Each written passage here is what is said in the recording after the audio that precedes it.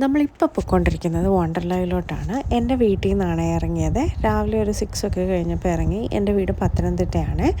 അപ്പോൾ ഞാൻ വണ്ടിയിൽ മാർത്തയ്ക്കുള്ള പില്ലോയും ബ്ലാങ്കറ്റും ഒക്കെ സെറ്റാക്കി വെച്ചിരുന്നു. പൊതുവേ രണ്ടുപേരും ഉണർന്നു കഴിഞ്ഞാൽ പിന്നെ ഉറങ്ങത്തില്ലേ.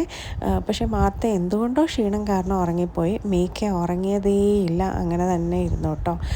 നമ്മൾ കുറേ സ്ഥലം നോക്കി കേട്ടോ ബ്രേക്ക്ഫാസ്റ്റ് കഴിക്കാനായിട്ട്. ലാസ്റ്റ് നമ്മൾ ഒരു സ്ഥലത്ത് എത്തിപ്പെട്ടു. നല്ല ബ്രേക്ക്ഫാസ്റ്റ് ആയിരുന്നേ. അതിൻ്റെ അടുത്ത് തന്നെ ഈ ഹൗസ് ബോട്ട് അങ്ങനെയുള്ള സംഭവങ്ങളൊക്കെ ഉണ്ടായിരുന്നു. അപ്പോൾ നമ്മളതൊക്കെ കണ്ടു. എപ്പോഴും ട്രാവൽ ചെയ്യുമ്പോൾ കാർ സീറ്റർ ഉള്ളത് തന്നെയാണ് സേഫ്. നമ്മുടെ ബേബി കാർ സീറ്ററുണ്ട്. അത് കഴിഞ്ഞ് കാർ സീറ്റർ മേടിച്ചില്ല കേട്ടോ. കാര്യം നമ്മളിങ്ങനെ കാറിലിങ്ങനെ ലോങ് ട്രിപ്പൊന്നും പോകാറില്ല. അതുകൊണ്ടാണ് മേടിച്ചില്ല സത്യം പറഞ്ഞാൽ. ഞാനൊരു 12th ഒക്കെ പഠിക്കുമ്പോഴാണ് വണ്ടർലായിൽ പോയത്. എനിക്കതിനെപ്പറ്റി വലിയൊരു ഓർമ്മയൊന്നും സത്യം പറഞ്ഞാൽ ഇല്ല. പിന്നെ പൊതുവേ എനിക്കിങ്ങനെയുള്ള റൈഡിലൊക്കെ കയറാൻ അത്യാവശ്യം നല്ല പേടിയുള്ള ഒരാളാണ്. അച്ഛൻ അങ്ങനെ പേടിയൊന്നുമില്ല. പക്ഷേ എനിക്ക് എപ്പോഴും തോന്നാറുണ്ട്, പേടിയുള്ള എനിക്കാണെങ്കിൽ എങ്ങനെ പേടി ഇല്ലാതാക്കാൻ മാറ്റാൻ എന്തൊക്കെ പറയാം എന്ന് കുറച്ചുകൂടി എനിക്കായിരിക്കുമല്ലോ വശം. അതുകൊണ്ട് തന്നെ മാർത്തനെ കൊണ്ട് പറ്റുന്ന എല്ലാ റൈഡ്സിലും അവളെ കയറ്റണം എന്ന് വിചാരിച്ചിട്ടാണ് വന്നത്. മാർത്തയുടെ ഇമോഷൻസ് എന്ന് വെച്ചാൽ ഭയങ്കര ലൗഡാണ്. ഇപ്പോൾ കണ്ടില്ലേ, എക്സൈറ്റ്മെൻറ്റും, അവൾ ഭയങ്കര എക്സൈറ്റഡ് ആവും. അതുപോലെയാണ് അവളുടെ എല്ലാ ഇമോഷൻസും. അപ്പോൾ അവളുടെ കൂടെ ഇങ്ങനെ എന്തെങ്കിലുമൊക്കെ ചെയ്യുമ്പോൾ നമ്മൾ തന്നെ അവളുടെ ആ ഒരു മൂഡിലായി പോട്ടോ. നമ്മളെ ഭയങ്കര ഹാപ്പിയും ഭയങ്കര എക്സൈറ്റഡും ആക്കി വെക്കും. നമ്മൾ വഴിയിൽ നിന്ന് നൈലോൺ ക്ലോത്ത്സ് മേടിച്ചിട്ടാണ് വന്നത്. വെച്ചാൽ മീക്കയ്ക്ക് മാത്രമേ ഉള്ളായിരുന്നു ഒരു ടീഷർട്ട് ഇല്ലാഞ്ഞത്. ഈ സ്വിം സൂട്ട് പോലത്തെ ഒരു നിക്കർ അവനുണ്ടായിരുന്നു കേട്ടോ, നൈലോണിൻ്റെ. ഇത് സൺഡേ ആയതുകൊണ്ടാവാം ഒരു പൂരത്തിനുള്ള ആളവിടെ ഉണ്ടായിരുന്നു. പിന്നെ നല്ല ചൂടുമല്ലേ. നമ്മൾ അതുകൊണ്ട് തന്നെ നൈറ്റ് പാസ് എടുത്തു. അപ്പോൾ എക്സ്പ്രസ് എൻട്രി ആണ്. എൻട്രൻസിലെ തിരക്ക് നമുക്ക് ഒഴിവാക്കാൻ പറ്റും. പിന്നെ ഫാസ്റ്റ് ട്രാക്ക് ഉണ്ട്.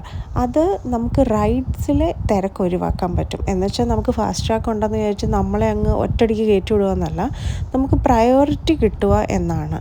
അതായത് ഇപ്പോൾ ഫാസ്റ്റ് ട്രാക്കിൻ്റെ ഒരു ലൈനും നോർമൽ ടിക്കറ്റിൻ്റെ ഒരു ലൈനും വന്നാൽ ഫാസ്റ്റ് ട്രാക്കിൻ്റെ പാതി ആൾക്കാരെ ആദ്യം കയറ്റും, എന്നിട്ട് നോർമൽ ടിക്കറ്റിൻ്റെ പാതി ആൾക്കാരെ കയറ്റും. അങ്ങനെയല്ല നമുക്കിത് റൺ ചെയ്യാൻ പറ്റുള്ളൂ. പിന്നെ എല്ലാ റൈഡ്സിലും കയറാണെങ്കിൽ 85 സെൻറ്റിമീറ്ററിൻ്റെ എബോവ് വേണം. പിന്നെ കുറേ റൈഡ്സിൽ എബോവ് 140 സെൻറ്റിമീറ്റർ വേണം. അപ്പോൾ മാർത്ത 101 സെൻറ്റിമീറ്ററാണ്. അപ്പോൾ അവൾക്ക് പറ്റുന്ന റൈഡ്സിലൊക്കെ അവൾ കയറി. അപ്പം മീക്ക ഇങ്ങനെ എനിക്കിത് കയറണം എന്നൊക്കെ പറഞ്ഞ് അവിടെ നിന്ന് കരയുന്നുണ്ടാവും ഇവരുടെ പുറകെ പോകാൻ. പക്ഷെ ഞാൻ ഒരു റൈഡിലും കയറിയില്ല. കാര്യം എനിക്ക് കയറണമെങ്കിൽ അച്ചച്ചൻ കൂട്ട് വേണം. പക്ഷേ ഞാനും അച്ചച്ചനോട് കയറി കഴിഞ്ഞാൽ ഈ പിള്ളേരാരും പിടിച്ചുകൊണ്ട് പോകത്തില്ലേ. അതുകൊണ്ട് ഞാൻ ഒരു റൈഡിലും കയറിയില്ല. പിന്നെ നമുക്ക് അവിടെ തന്നെ നമ്മുടെ സാധനങ്ങൾ സേഫാക്കി വെക്കാൻ ലോക്കറുണ്ട്. പിന്നെ ഞാൻ സ്ട്രോളർ എടുത്തു 400 റുപ്പീസിന്. അപ്പോൾ അതിൽ കുട്ടികളുടെ സാധനങ്ങളൊക്കെ വെച്ചു. നമ്മൾ ലഞ്ചും ഡിന്നറും ഒക്കെ കഴിച്ചത് അവിടെ ഒരേ ഒരു AC റെസ്റ്റോറൻറ്റേ ഉള്ളൂ. അവിടെയാണ്. ഈ ചൂട് കാരണം നമ്മളങ്ങ് കയറിപ്പോവേ. 2 ലഞ്ചും ഡിന്നറും ബുഫേ ആണ്. എനിക്ക് തോന്നുന്നു ഒരാൾക്ക് 649 റുപ്പീസോ എന്തോ ആണ്. അതാണ് കേട്ടോ നമ്മൾ കഴിച്ചത്. അതല്ലാതെ നോൺ AC കുറേ സാധനങ്ങളൊക്കെ കിട്ടും, ചട്ടിച്ചോറും അങ്ങനെയുള്ള സാധനങ്ങളൊക്കെ. പക്ഷെ ചൂട് കാരണം ഈ കുട്ടികളെയും കൊണ്ട് ഇരിക്കാൻ പാടാണല്ലോ എന്ന് വെച്ചാണ് നമ്മൾ ഇരിക്കാഞ്ഞത്. അപ്പോൾ ഈ സ്ട്രോളർ എടുക്കുകയാണെങ്കിലുള്ള ഗുണം, ശരിക്കും പറഞ്ഞാൽ നമുക്ക് കുട്ടികളുടെ ഉടുപ്പും അവർക്ക് പിന്നെ വെള്ളത്തിലൊക്കെ തണുക്കുമ്പോൾ അപ്പം തന്നെ മാറ്റാം, അവരുടെ ആഹാരവും ഒക്കെ വെക്കാം. ഇവരിടയ്ക്കിടയ്ക്ക് ഐസ്ക്രീമൊക്കെ അവിടെ നിന്ന് ഇവിടെ നിന്നൊക്കെ മേടിച്ച് കഴിക്കുന്നുണ്ട്. എനിക്ക് ഇടയ്ക്ക് ഇങ്ങനെ തോന്നുന്നുണ്ടായിരുന്നു, ഇനി പനി വരുമോ ഈ ചൂടും ഐസ്ക്രീമും. എങ്കിലും ഞാൻ എപ്പോഴും തണുപ്പുള്ള സാധനങ്ങൾ പിള്ളേർക്ക് കൊടുക്കാറുണ്ട്. അങ്ങനെ കൊടുത്തല്ലേ പിള്ളേരുടെ പനി മാറുന്നതെന്നാണ്. പിന്നെ പൂളിൽ മീക്കയും ഇറങ്ങി കേട്ടോ, മീക്കയ്ക്കും ഇറങ്ങായിരുന്നു.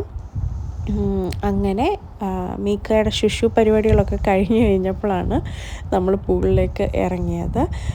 അങ്ങനെ അവർ കുറേ സമയം പൂളിൽ കളിച്ചു കേട്ടോ. ഏത് കാര്യവും അങ്ങനെയാണ്. നമ്മൾ ഇങ്ങനെയുള്ള കാര്യങ്ങളിലൊക്കെ അവർ മാക്സിമം അത് യൂട്ടിലൈസ് ചെയ്യും. നമ്മൾ ട്രിപ്പൊക്കെ പോയാൽ അവർ അത്രയും അതങ്ങ് എൻജോയ് ചെയ്യും. നമുക്കൊരു നഷ്ടം വരത്തില്ല. കുറേ സമയം ഈ ഒരു പൂളിൽ കളിച്ച് കഴിഞ്ഞ് ഞാൻ അപ്പം തന്നെ കുട്ടികളെ എടുത്ത് ടവല് കയ്യിലുള്ളതുകൊണ്ട് അപ്പം തന്നെ നമ്മൾ തോർത്തി. പിന്നെ മീക്ക ഡയപ്പറിലാണ് കേട്ടോ നടന്നത്. കാര്യം ഭയങ്കര ചൂട്, വെളിയിൽ ഇറങ്ങിയപ്പോൾ ഒരു സന്ധ്യയായപ്പം അത് കഴിഞ്ഞപ്പോൾ തൊട്ട് മീക്ക ഡയപ്പറിലാണ് നടന്നത്. ഞാൻ അതിലൊന്നും അത്ര ഭയങ്കര കോൺഷ്യസ് ആയിട്ടുള്ള ഒരാളല്ല കേട്ടോ. അതുകൊണ്ട് തന്നെ എങ്ങനെയും എനിക്കും പിള്ളേർക്കും നടക്കാമേ. അങ്ങനെ ഒരുപാട് ചിന്തകളില്ലാത്തത് കൊണ്ട് നമുക്കിങ്ങനെ ഫ്രീ ആയിട്ട് നടക്കാൻ പറ്റും. ഞങ്ങളൊരു 8 മണി വരെ അവിടെ നിന്ന് കേട്ടോ. ശരിക്കും 10 മണി വരെ നിൽക്കാം, പക്ഷെ നമ്മൾ 8 മണി വരെ നിന്ന് നൈറ്റ് ലൈറ്റ്സൊക്കെ കണ്ടിട്ട് ഇങ്ങ് പോന്നു.